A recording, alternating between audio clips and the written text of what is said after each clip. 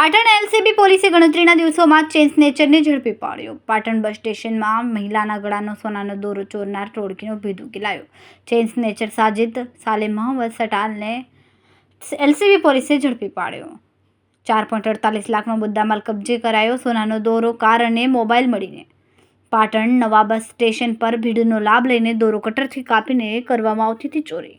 CCTV Netram project ફૂટેજથી 3 શંકાસ્પદ શખ્સોની હિલચાલ પકડી. સિદ્ધપુર ચોકડી પાસે તિરુપતિ માર્કેટમાંથી i20 કાર સાથે સાજિદ સાલે મહંમદ સલાટની ધરપકડ કરાઈ. સાજિદ સાલે મહંમદ સલાટે કબૂલાત કરીને 3 જણાની ટોળકી પાલનપુરથી આવી. બાકી 2 આરોપી સજ્જુ શેખ અને લિટ્ટુ ખલીફા ફરાર.